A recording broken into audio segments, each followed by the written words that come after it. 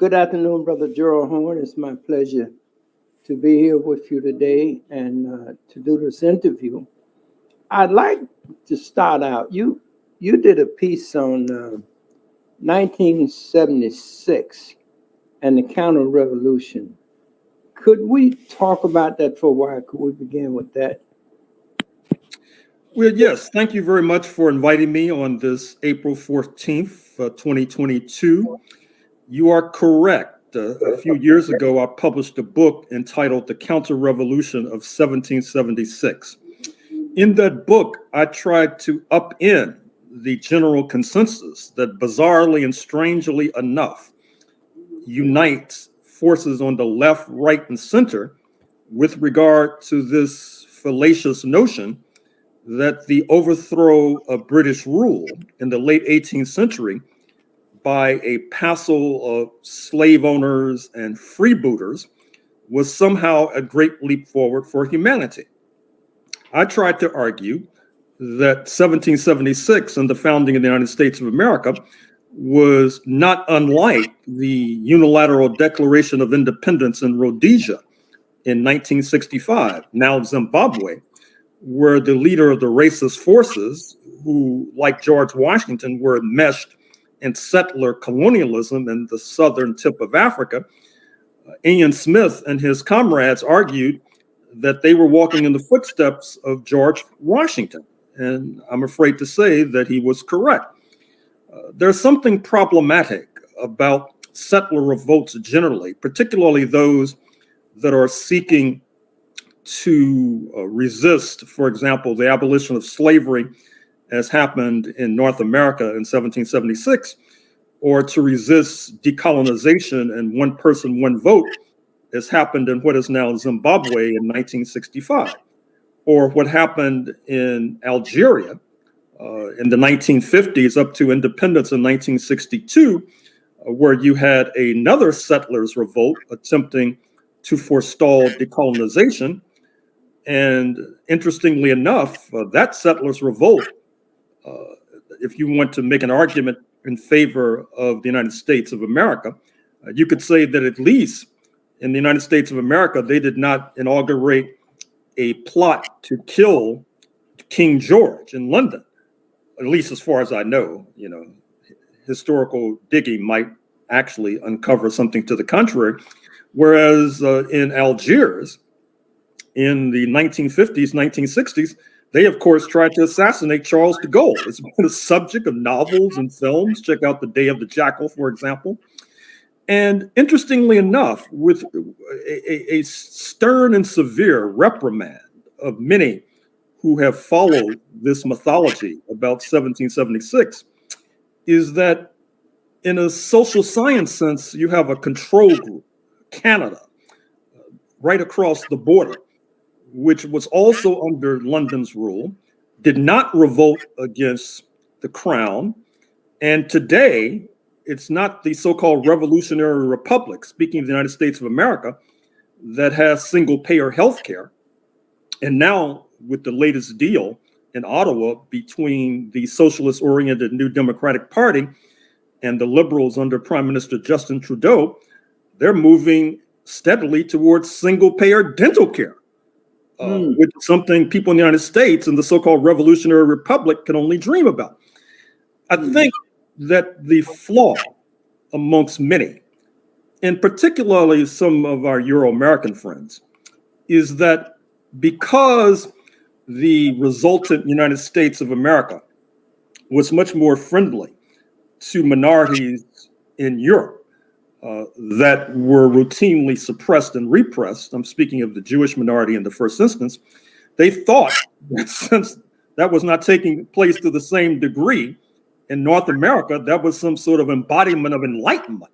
Well, actually, it was an embodiment of the fact that settler colonialism, the necessity to confront rambunctious Native Americans and oftentimes rebellious Africans, required every warm body that you could rustle up, including those who had been repressed in Europe.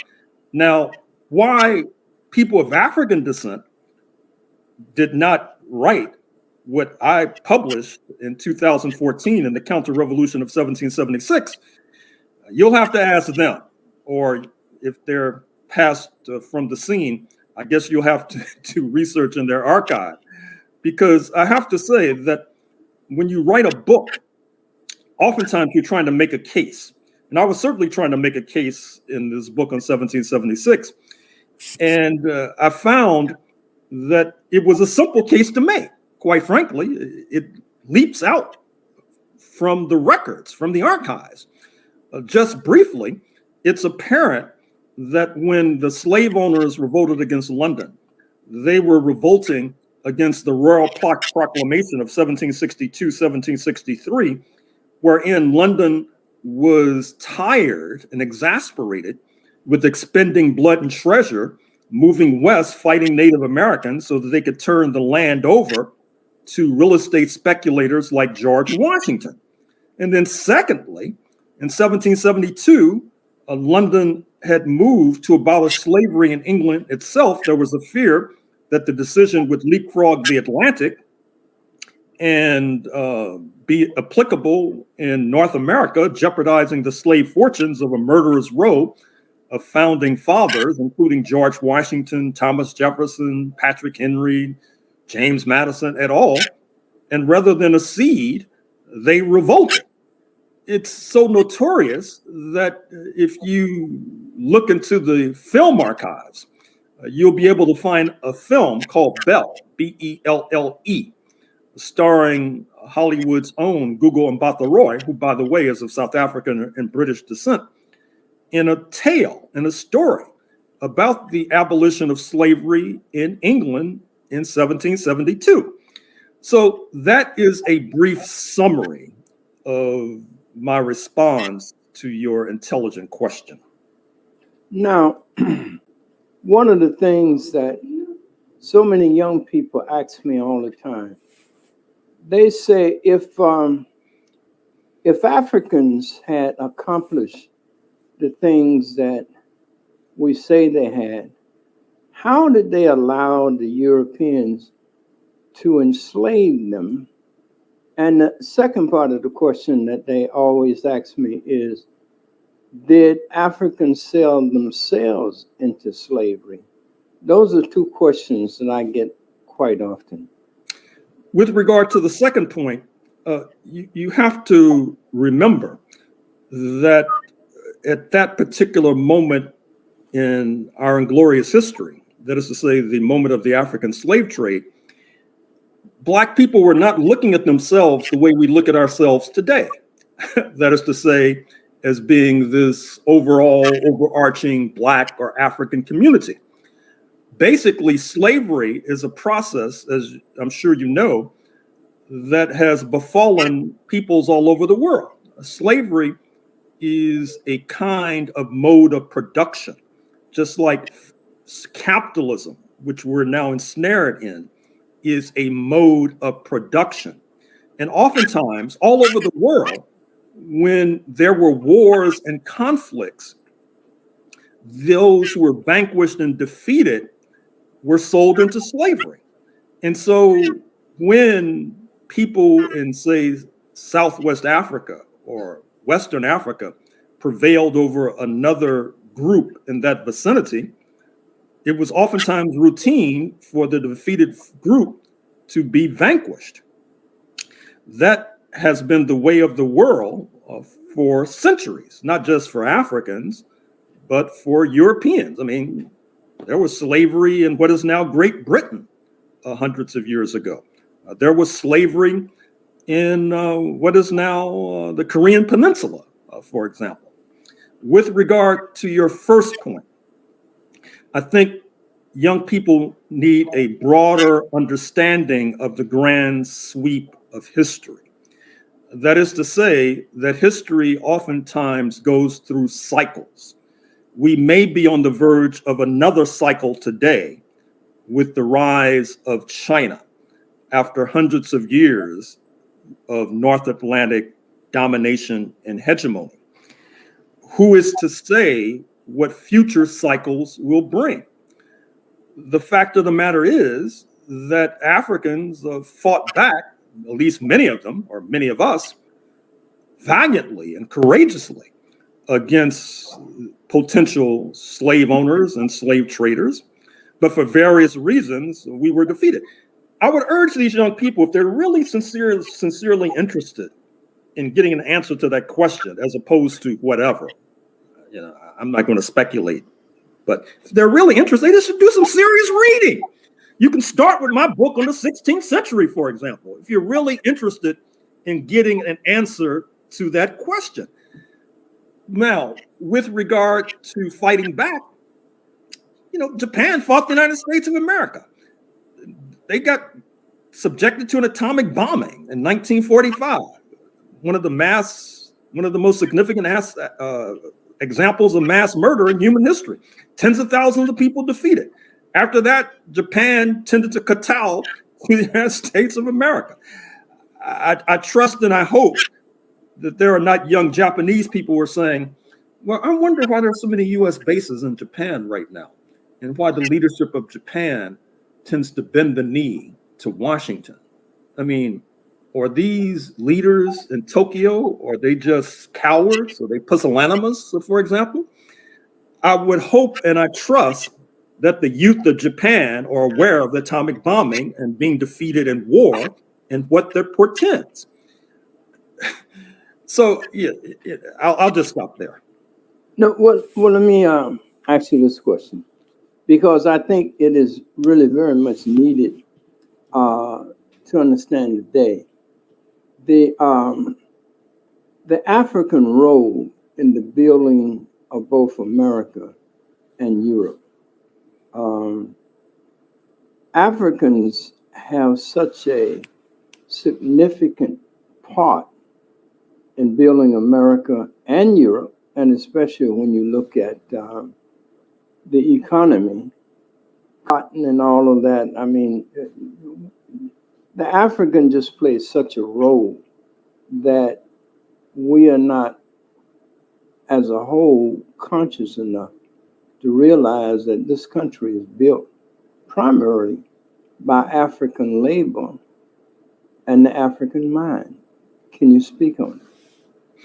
Well, fortunately, as for many of these important questions, there has been a great deal of writing and scholarship on this matter. If people are sincerely interested in getting answers, which sometimes I doubt. For example, there's Walter Rodney's book, How Europe Underdeveloped Africa. There's the book by his fellow Caribbean scholar. Rodney, by the way, was born in Guyana on the northern coast of South America. Then, of course, there is his fellow Caribbean scholar, Eric Williams, born in Trinidad and Tobago, Capitalism and Slavery. That book comes out in 1944. In those books and in other research, for example, it is shown conclusively that the African slave trade and slavery provided the great wealth that led to the takeoff, the takeoff of the economies of Western Europe generally, and Britain in particularly. If you look at the takeoff of the African slave trade, which is dealt with in my book on the 17th century, by the way, the book entitled The Apocalypse of Settler Colonialism, I talk about how in the 17th century, you had England, which is late to the colonial party. It's no accident that most of the people in the Americas speak either Spanish or Portuguese. And what happens is that England, which is late to the party, gets involved in the African slave trade in the 17th century. And in order to get involved in the African slave trade, it's necessary to have ships, for example, which then presupposes having a shipping industry. Then you have the ships that sail to the African coast, kidnap Africans, drag them across the Atlantic to build the productive forces of North America, where we're now sitting. And that leads to the takeoff of what becomes the United States of America. Now, you also need ships to transport these European settlers to North America, which gives a further shot in the arm to the shipbuilding industry in England in particular, ultimately in Baltimore, which becomes a major manufacturing center for shipping by the 19th century. And what happens is that the Africans who were brought to the Caribbean, Jamaica, Barbados in the first instance, are helping to produce a sugar crop. A sugar in the 17th century was seen as a kind of miracle drug, in addition to sweetening your tea and coffee. And it is a fabulously profitable crop, which in turn creates wealth that is then used and then poured into other industries as well. And therein you begin to see the takeoff of the economies of Great Britain and the United States in particular, which now, as we reach in the 21st century, if people are sincerely interested in this question, which sometimes I doubt, I'm sorry for saying that more than once, then they'll be paying attention to this new cycle we're going through with the rise of China and the eclipsing of Britain and the United States, as we see another historical cycle working itself out. Fortunately, history is not static. Fortunately, white supremacy is not something that's been with us from time immemorial, nor has capitalism itself, nor has the subjugation of Africans been with us for time immemorial. Only those who think statically, or perhaps not even interested in thinking, arrive at such puerile and silly conclusions. Now, I still want to add a little more to the African contribution to the building of America. And I guess I've heard you talking about the Tucson and the Haitian Revolution, which led to all of the Louisiana Purchase, which almost doubled the size of America. So if we would look at the land base of America having been given to Europeans free, taken from the native people, and millions and millions and millions of acres of land given to Europeans when they came here. But one of the great contributions of that land base was the tremendous and awesome fight of the Haitian Revolution against the French, the English, and the British. If you could talk about that and talk about how it expanded the territory of America and made America that much more richer. Well, first of all, just as a clarification, the land in North America was seized at gunpoint, just as the Africans were forced to work at gunpoint. Second of all, the Haitian Revolution, 1791 to 1804, was a world historic event with its epicenter in the Caribbean, in the land that is now today known as Haiti. What happens is that you have a revolt of the enslaved that's victorious, defeating the French settlers in the midst of the French Revolution, which is inaugurated in 1789. What happens is that the French had been a major power in North America. Recall that they were defeated by the British just north of where you're sitting in Quebec in the middle of the 18th century. That's one of the reasons why if you go to Montreal today, most of the people are still speaking French. Although if you head west to Toronto, most of the people are speaking English. It's a bilingual nation. And France also had settlements in the Caribbean, and still, to a certain degree, to the extent that Guadeloupe and Martinique are still considered to be ruled ultimately by Paris. But the ultimate defeat of France comes in what is now Haiti, 1791 to 1804, with the revolt of the enslaved, creating the first independent Black republic, Haiti.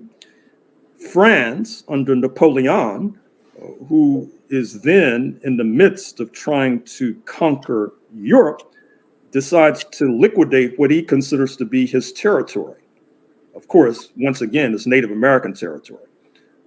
The so-called Louisiana Purchase, which your question refers to, which then expands the size of the United States when that territory heading north from today's New Orleans all the way up to the Canadian border, and from the Mississippi River heading west, is sold to the young government of the United States of America for a pittance. Once again, it was not France's to sell. It would be as if I come into your home and steal your computer and then go out on the street and sell it and profit from it. Well, it was your computer, although I may be the one profiting from it. It was the Native Americans' land, although ultimately it was the United States that profited from that land theft in the first instance. Your audience also needs to know that as a result of the Haitian Revolution, what was ignited was a general crisis of the entire slave system that could only be resolved with its collapse. What I mean in part is that with the Haitian Revolution, you saw that London felt that its Caribbean cash cows, speaking of Jamaica and Barbados, would be threatened. In fact, you had Jamaicans involved in the revolt against the French in what is now Haiti from the inception, from August 1791, for example. And so London, quite wisely, moves to remove itself from the African slave trade, because by bringing more Africans across the Atlantic, they're only bringing more grave diggers for the system of slave-based production. So wisely, they withdraw in 1807, 3 years after the triumph of the Haitian Revolution. Then a few decades later, in 1833, they moved to abolish the role of the British in slavery altogether. Interestingly enough, the so-called Revolutionary Republic, and once again, it's a sad commentary that generations of Black writers and intellectuals have not hammered home this point. Perhaps because of a demented idea of US patriotism, they haven't hammered home the point that if the United States was so revolutionary and Britain was the bad guy, well, then why did Britain abolish slavery decades before the United States did? And why did it take a civil war in the United States, 1861 to 1865, with about 800,000 people killed, to have slavery abolished in the so-called Revolutionary Republic? See, a lot of these US arguments, they don't add up, they don't make sense, but it's mythology, and sometimes people prefer mythology than fact. Well, thank you. But I'm looking at America today, and I see that Africans in America are still under slavery. And in fact, I think that if we understood better the history of, as we are talking now, it would give us a platform in which to, change our consciousness and become more empowered to fight the slavery. I'm looking at just what's happening in with the U.S., Ukraine, and Russia, and I don't really know what's happening, and I don't know what is going to happen, but I know the Africans um, have a tremendous role to play, but I don't feel they know what role to play. I don't feel they know how to go about it. Perhaps you can guide us a little bit. With regard to the Ukraine crisis, which I've been spending a lot of time talking about, you can see my initial reaction a few days after February 24th, 2022, when you had the intervention by Russia. If you go to the Black Agenda Report website, you'll see my initial impressions. Second of all, as we speak today on February 14th, April 14th, 2022, I just gave a mini lecture on the Pacifica station in Los Angeles, kpfk.org, or if you're in Los Angeles, 90.7 FM, where I pointed out, and this is something that we don't have enough of our Black leaders and intellectuals doing, trying to analyze events so that we can see where the world is going and then figure out where Black people fit into it. Perhaps the most important news of this week has been that Algeria in North Africa, which, by the way, housed the Black Panther Party International Legation in the early 1970s when they were in a murderous conflict with the US government. Algeria, which is a natural gas producer, it's being turned to now by the Western European nations because they want to boycott Russian natural gas. Algeria is playing hardball and has basically created a situation where they have the Spanish and the Italians squabbling with one another over who will pay a price to get Algerian natural gas. Now, this is a turnabout from a time when European nations would get Africans squabbling with each other, for example. But if you're not familiar with history, not familiar with politics, and you're not following events, well, then, you know, you're like a 12-month-old infant. I mean, you don't know what's going on. You just depend on somebody to feed you and clean your butt, for example. So this is unfolding as we speak, but we don't have enough people trying to analyze these events. Instead, of course, they're engaged in other kinds of activities. With regard to your second point, I would say I understand the point, and I take the point with regard to Black people laboring under a certain kind of slavery. But of course, to be precise and clear, what we're enduring today, as atrocious and hellish as it is a far cry from chattel slavery that existed in the legal sense up until 1865. I think what happens, however, is that oftentimes I think people don't want to confront reality because it's too overwhelming.